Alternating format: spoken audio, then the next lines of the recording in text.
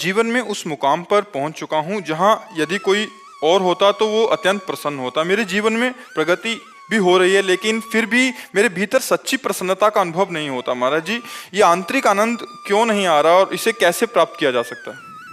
प्रकृति के पदों में या प्रकृति के भोगों में या प्रकृति रूपी संपत्ति में आनंद है ही नहीं तो आपको कैसे मिल जाएगा? भ्रम से आनंद लग रहा है, आनंद तो परमात्मा में है। कोई किसी भी पद में हो, अगर उसके हृदय का आज तक कोई अल्ट्रासाउंड एक्सरा नहीं तो किया जाए तो आपको दिखा दें हम कि देखो कितना संतुष्ट है, ये कितना जल रहा है। थोड़ी देर के लिए गर्व होता है कि मैं अमुक पदाधिकारी हूँ, पर उससे कोई सुख तो नहीं मिलता ना। सुख तो भगवान में है। सच्चिदानंद प्रभु का जब हम सुमिरन करते हैं, जब उनसे चित्त जोड़ते हैं तो कुछ ना हो। देखो जो भगवान के मार्ग में चले तो बड़े बड़े राजा महाराजा अपने राजपाट को छोड़कर भीख मांगकर खाया और एकांत जंगल में सेवन किए। क्यों? अगर उसमें सब सुख था तो ऐसा क्यों? जैसे भरथरी जी महाराज चक्रवर्ती सम्राट थे, भरत जी महाराज चक्रवर्ती सम्राट, सब छोड़कर गंडकी नदी के किनारे भगवान का भजन। तो हम ये नहीं कहते कि सब छोड़ो, लेकिन सब करते हुए राधा राधा तो रट सकते हो ना।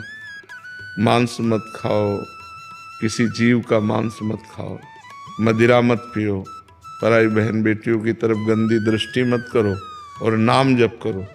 फिर देखो आपको आनंद मिलता है कि नहीं, कैसा हृदय प्रसन्न होता है। आप अच्छा अच्छा पदार्थ खा लो, एक दिन ये देखो, और एक दिन किसी गली में भूखे बैठे हुए कुत्ते को ही सही, किसी को भी, मनुष्य को, किसी को भी भरपेट भोजन करवा दो, फिर देखो आपको कैसा लगता है। अच्छा अच्छा पदार्थ खाने पर भी आपको शांति नहीं मिली जो आप दूसरे को जब पवाया और वो ऐसे किया ना ऐसे, तो आपके हृदय में जो शीतलता होगी वो होगी भागवती। बिना आध्यात्मिक सुख के मन शांत नहीं हो सकता। हमारा मन एक अव्यक्त प्रेम की तरफ बढ़ता जा रहा है। हम जिस व्यक्ति वस्तु स्थान से प्रेम करते हैं वहां से वो हट जाता है, नहीं हट जाता।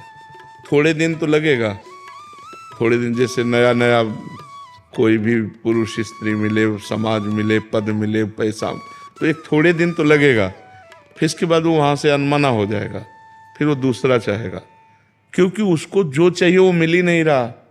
उसको चाहिए अखंड आनंद, उसको चाहिए प्रेम, उसको चाहिए शांति, एकदम आनंद। और ये केवल भगवान में मिलता है, ये रुपया पैसा में नहीं मिलता। रुपया पैसा में बढ़िया शांति है, कहीं भी अगर सुख शांति है तो वो भगवान के नाम और भगवान के चरणों में है।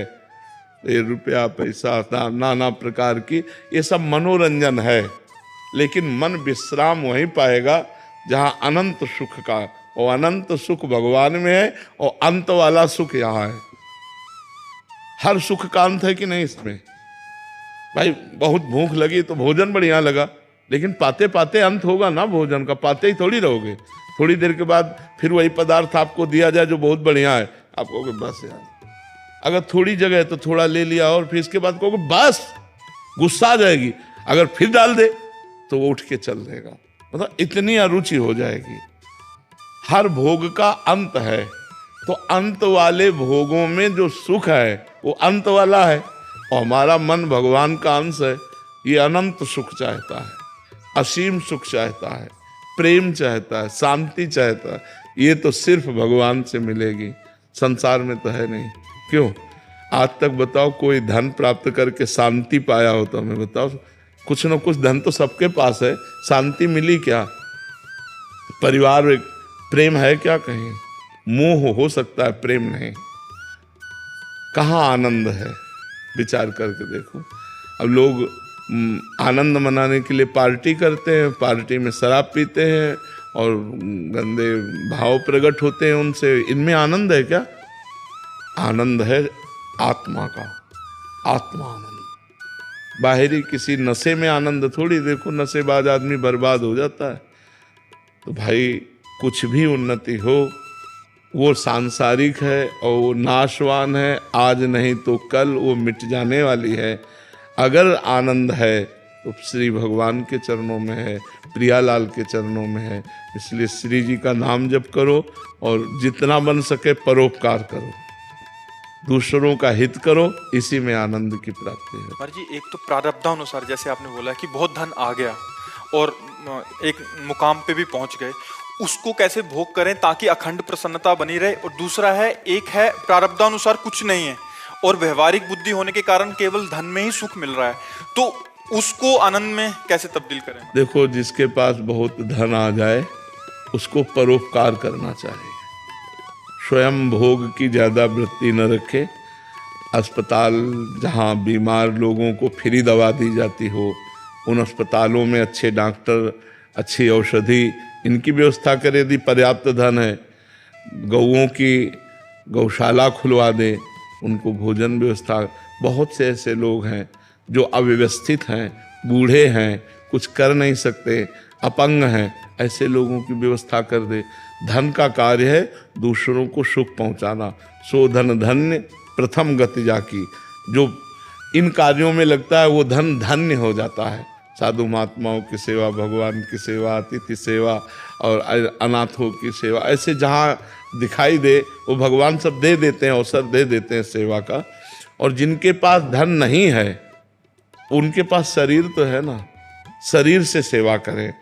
और भगवान का नाम जप करने से धन की तृष्णा नष्ट हो जाती है। धन हो या ना हो, वो जितने में उसमें राजी होने लगता है। देखो, किसी संत ने कहा है, साईं इतना दीजिए जामे कुटुंब समाए और मैं भी भूखा ना रहूं, साधु न भूखा जाए। कितनी बढ़िया बात है। हे भगवान, इतना दे दो कि जो आपने परिवार दिया है वो अच्छे से खा पी ले, कभी कोई हमारे दरवाजे से भूखा ना जाए। तो कितनी बढ़िया संतोष की बात कह रहा है कि साईं इतना दीजिए जामे कुटुंब समाए, मैं भी भूखा ना रहूं और साधु न भूखा जाए। तो हमें लगता है कि भगवान प्रायः वो अनंत ब्रह्मांडों के जीवों को भी भूखे नहीं रखते। अब हमारा कर्म ही बहुत बिगड़ा हो तो बात अलग है, नहीं पशु पक्षी जलचर भूमि में रहने वाले कितने जीव, सबको भगवान आहार देते हैं, सबका पेट भगवान भरते हैं। तो भगवान के भजन में इतनी सामर्थ्य है कि वो धन की तृष्णा का नाश कर देगी, और दूसरों की सेवा में इतनी सामर्थ्य है कि धन को सार्थक कर देगी। आपके पास जो धन है वो सार्थक हो जाएगा। नहीं तो क्या, जाना तो है ही यहाँ, चाहे जितने करोड़ बैंक में जमा कर लो, जब मरोगे तो चवन्नी थोड़ी जाएगी। और अगर आपने उससे किसी का हित कर दिया है, किसी को एक बार भोजन भी पवा दिया है, वो आपका पुण्य बन गया, वो आपके साथ जाएगा। जो दूसरों की सेवा की जाती है वो हमारे साथ जाएगा, भगवान का नाम साथ जाएगा।